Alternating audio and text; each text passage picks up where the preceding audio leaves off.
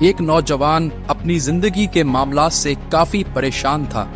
ایک روز ایک درویش سے ملاقات ہو گئی تو اپنا حال کہہ سنایا۔ کہنے لگا کہ بہت پریشان ہوں، یہ دکھ اور پریشانیاں اب میری برداشت سے باہر ہیں۔ لگتا ہے شاید میری موت ہی مجھے ان غموں سے نجات دلا سکتی ہے۔ درویش نے اس کی بات سنی اور کہا، جاؤ اور نمک لے کر آؤ۔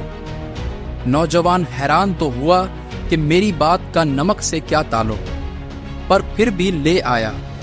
درویش نے کہا، پانی کے گلاس میں ایک مٹھی نمک ڈالو اور اسے پی لو۔ نوجوان نے ایسا ہی کیا تو درویش نے پوچھا، اس کا ذائقہ کیسا لگا؟ نوجوان تھوکتے ہوئے بولا، بہت ہی خراب، ایک دم کھارا۔ درویش مسکراتے ہوئے بولا، اب ایک مٹھی نمک لے کر میرے ساتھ اس سامنے والی جھیل تک چلو۔ صاف پانی سے بنی اس جھیل کے سامنے پہنچ کر درویش نے کہا، چلو اب اس مٹھی بھر نمک کو پانی میں ڈال دو اور پھر اس جھیل کا پانی پیو۔ نوجوان پانی پینے لگا تو درویش نے پوچھا، بتاؤ اس کا ذائقہ کیسا ہے؟ کیا یہ اب بھی تمہیں کھارا لگ رہا ہے؟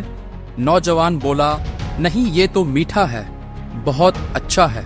درویش نوجوان کے پاس بیٹھ گیا اور اس کا ہاتھ تھامتے ہوئے بولا، ہمارے دکھ بالکل اسی نمک کی طرح ہیں۔ تم نے جتنا نمک گلاس میں ڈالا تھا اتنا ہی جھیل میں ڈالا ہے، مگر گلاس کا پانی کڑوا ہو گیا اور جھیل کے پانی کو مٹھی بھر نمک سے کوئی فرق نہیں پڑا۔ اسی طرح انسان بھی اپنے اپنے ظرف کے مطابق تکلیفوں کا ذائقہ محسوس کرتا ہے۔